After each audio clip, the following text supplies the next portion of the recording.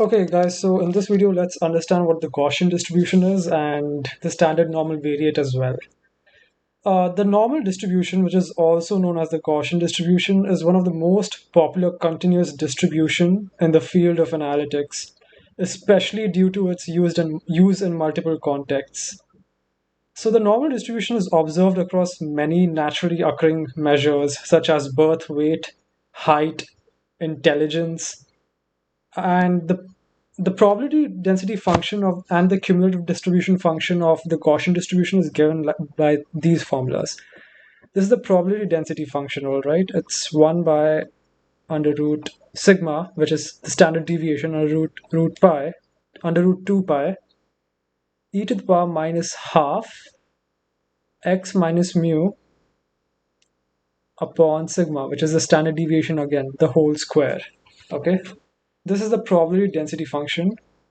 And the cumulative distribution function f of x is given by minus infinity to some point a, because you see, if this is the Gaussian distribution, we would take it to some point a, right? If this is the PDF, the CDF to the point a would look something like this, right? It would look something like this. This a might be somewhere around here. So the CDF is given by 1 by under root sigma 2 pi e to the power minus half t minus u sigma the whole square dt, because you have to integrate it, right? So you have to integrate this value, which is the variable x, which is your observation. So the thing is, all of these distributions are actually used to model a lot of naturally or unnaturally occurring phenomena. Okay, so here mu is the mean and sigma is the standard deviation of the normal distribution. So the normal distribution with mean mu and standard deviation sigma is denoted as n mu comma sigma square. Okay, this is how it's actually denoted in a lot of uh, texts and papers, and it's defined between minus infinity and plus infinity, because you see this tail over here, it never actually touches the x-axis, it just keeps going. Similarly, this tail over here, it never touches the x-axis, it just keeps going. So it's defined between minus infinity and infinity. That's why this is x, this is p of x. This is the PDF, and this is the CDF.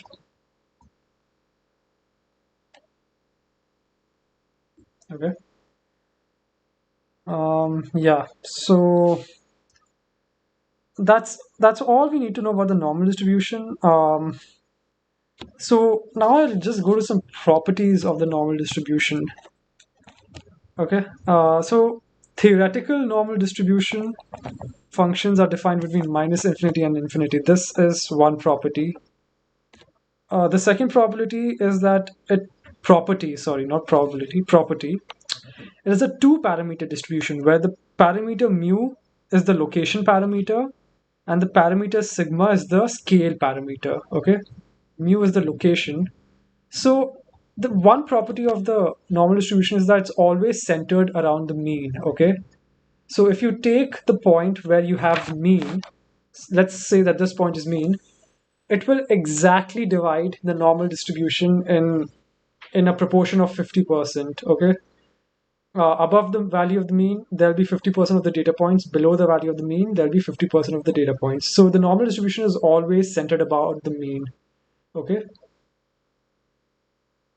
Um, and so all normal distributions have a symmetrical bell shape. Okay, this is called the bell shape, and it's symmetrical. Okay, it's always symmetrical, and it's symmetrical around mu. That is the important point to remember here. Mu is also, and yeah, this is one property of the normal distribution. So in the normal distribution, the mu, so I just told you that it's centered around mu, right? And in the normal distribution, the mu is the mean of the distribution or the data set. It's also the median, and it's also the mode. This is one very important property of the Gaussian distribution. Okay, this mu right here, it's the mean, median, and mode. Median and mode, right? And the other very important property, why do I keep saying probability? The other very important property of the normal distribution is that, if you take the normal distribution and you take all the data points within one standard deviation, so within one standard deviation, it will cover the data points that are included in one standard deviation around the mean is 68.28% of all data points. Within two standard deviation is 95.45%. And within three standard deviation, it's about 99.7%. So if I have the Gaussian distribution here, and this is the mu, let's say this is 1 SD, this is minus 1 SD, this is minus 2 SD, this is minus 3 SD. This is standard deviation. So this is 2 SD, this is 3 SD, okay? So 1 SD, which is this part, will have 68.28% of all the data points. 68.28% of all data points will be included in this part. And in this part, you will have 95.45% of all data points, okay? 95.45% will be included in this entire part. And within this entire part, which is 3 standard deviation, you'll have 99.7% of all data points. So these are some very important properties of the Gaussian distribution. Another few lesser known properties, but important nonetheless, are properties such as any linear transformation of a normal random variable is also a normal random variable. That is, if I say that x is a normal random variable, this is a variable that forms the Gaussian distribution. Any linear transformation on this, let's say I transform this using something like ax plus b, where a and b are constants, this too will be a normal distribution, okay? This linear transformation will also be a normal distribution. That is one important property. And yeah, that's I think this is all that we need to know. And you need to know the normal distribution very well, because it's used extensively in something called the central limit theorem. That is where the main crux of intermediate statistics starts. That's where, if you use central limit theorem for hypothesis testing and everything. So we'll get on to that in the next video, and not in the next video, in the later videos. But yeah, so this is why you need to know the Gaussian distribution very well. Okay, so now let's understand what the second part of this video, what the standard normal variate is. Okay, just write it here. Standard normal variate. Okay. So the standard normal variate is basically given by this alphabet Z. And the standard normal variate is nothing but a normal distribution that follows the following properties. It's centered around the mean 0 and variance 1. Okay, that's it. That's what the standard normal variate is. It's given by, I'll repeat it again. The standard normal variate is basically a normal distribution that has the following properties: that its mean mu is 0 and its variance is 1. Okay, sigma square. So how do you get to a standard normal distribution? That might be your next question. Let's say I have a data set where the data set is xi, x1, x2, x3, all the way to xn. Okay, this is my data set, and it follows some normal distribution. Let's say this is the distribution where these are all the data points that make up the distribution. X1, x2, x3, all the data points make up this distribution, and the mean is around 150. Okay, and the variance might be something else. Let's say the variance is it can be anything, it doesn't matter. So how do you transform this normal distribution to a standard normal distribution, right? So I have my data points x1 comma x2 all the way to xn. For every data point x1, to convert it into a data point x1 dash, okay, this x1 dash is my data point which I'm taking from x1, okay.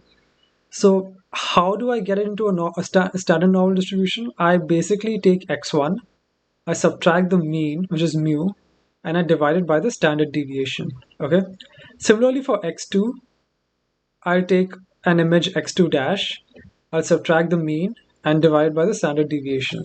So for every data point in my data set of x, I have an image x1 dash, x2 dash. And how do I arrive at that image? I basically subtract the mean and divide by the standard deviation.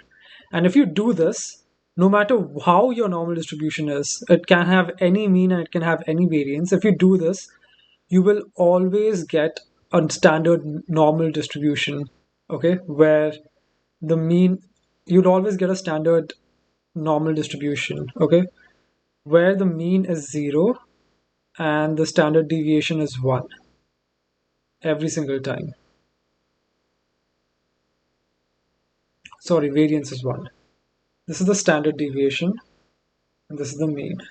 Okay, so if you apply this formula to all the data points, you'll get the standard normal distribution. And so what is the importance of this is it just makes comparing distributions easier, okay? What do I mean by that? Let's say I have a lot of normal distributions. One distribution is like this, okay? My second distribution is, let's say it's something like this. And my third distribution is like this.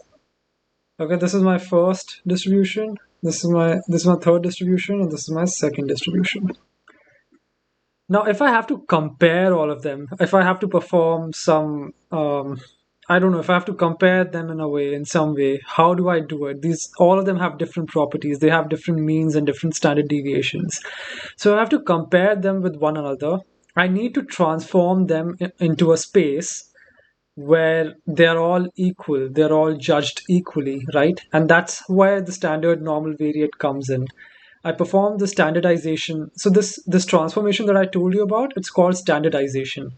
I perform the standardization transformation and I get all of these distributions in a single space so that all of them follow this following properties, that the mean is 0 and the and the variance is 1. Okay. So if I have to compare different Gaussian distributions with different measures, mean and standard deviations, I can standardize them and get them all in this form where they follow the standard normal distribution, and I can compare them. So that is the importance of the standard normal distribution and the standard normal variate.